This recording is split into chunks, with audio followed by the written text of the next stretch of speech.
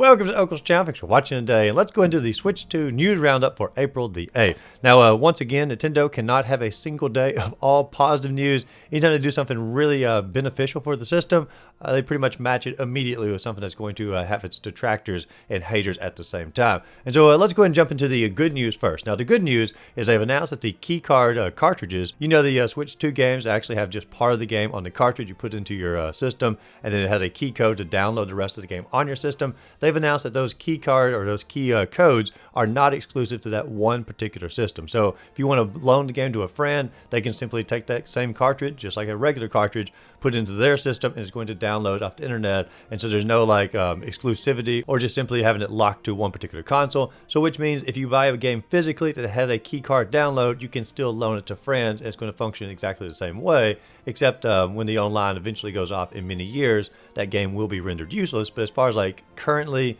the buy-sell market on it, it's going to be viewed as a better option than just simply buying a digital only or just simply a code only. So there's no benefit to the key card over a regular cartridge with the entire game on it, but there is a benefit to the key card over just simply buying digital. And so it's like a new mid-grade area that they have simply created here. The price doesn't affect that, but it is a new mid-grade area that Nintendo has created. Now that's the good news, even though some people might not consider any news about key cards or cartridges good news, but that's the good news. Let's go and get into the bad news. And the bad news is in Canada, they have also decided to delay the pre-orders to match the window of the United States of America. So the pre-orders will go live at the same time, still yet to be announced. The actual date of the release of June 5th, not changed at all, but the pre-orders have been delayed in Canada, and really like one day before they're actually supposed to go live. They stated pre-orders for Nintendo Switch 2 in Canada will not start on April 9th, 2025, in order to allow the timing of pre-orders to be determined in the U.S. Nintendo will provide updated information at a later date. The launch date of June 5th, 2025 is unchanged. Now, I'm not exactly sure what Nintendo's strategy is here, because the Trump tariffs that went into effect only affect items that are being imported into the United States of America,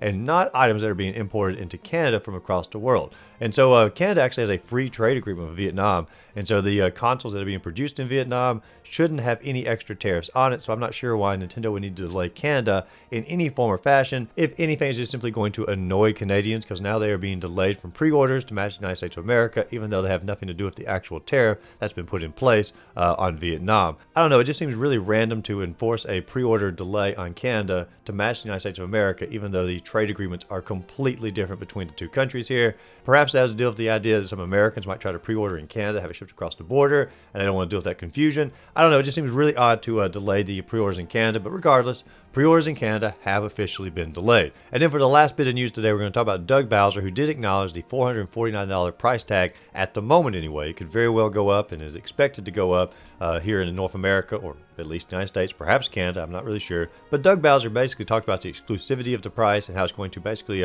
prevent some people from jumping up to the next generation because they just simply can't afford it. And he made the following quote here. He said, we recognize there are some people that may not be able to afford the Switch 2's price point. That's why we wanted to make the other Switch platforms available, so people will have an opportunity to come into our gaming universe, be part of these characters in their worlds, and see value, if you will, in whatever rung of the platform they come in on. And so a lot of people have taken this very, very negatively, but basically saying that Doug Bowser is just sort of saying, you can have your pitiful little system over there. Yeah, we'll throw you a bone every now and then. Nintendo's moved on, and I'm sorry you got priced out on it, but that's just simply the future, and get with it. Now, I don't really feel like Doug Bowser meant it in quite as such a negative direction. I feel like more he's just simply saying, like, it's an expensive console. We acknowledge it. We've seen the backlash here, but at the same time, we will still continue to support the original Switch. And he's just simply giving some faith to the original Switch owners out there who can't jump up to the Nintendo Switch 2. A lot of people are comparing it to like when Microsoft announced the Xbox One, and simply said that if you don't have internet connectivity,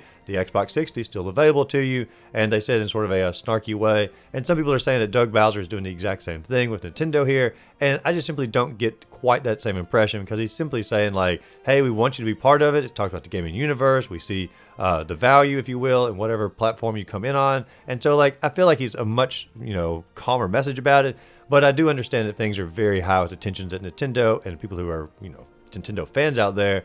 And so most anything Nintendo says at the moment, talking about the price and saying people can't afford it, is going to be viewed as negative. So overall, yet another very rough day for Nintendo. Even though the keycard information is still better than simply having a one-time only code on it, it's still simply not as good as a cartridge. And then you have all this mess here of delaying in Canada, and also annoying and upsetting fans saying that basically you're too poor for our console anymore. I mean, Nintendo has always been a family console. I've talked about this in my other videos. It's been a console that you can get in on a lower price point, possibly buy multiple for your family. And now Nintendo is going into the almost elite area of consoles. We're acknowledging like it may be too expensive for a lot of people, and that just simply is not the Nintendo that a lot of people know and love. What do you all think? Do you think that Nintendo is being a little too snarky here? Do you feel like it's the right response? Do you feel like they should have matched Canadian pre-orders with the United States of American pre-orders? You can let me know in the comments down below. And as always, if you enjoyed the video, be sure to like and subscribe to the channel. Check out my other videos, list stuff above, and go out there, find a great game to play. Simply have a great rest of the day.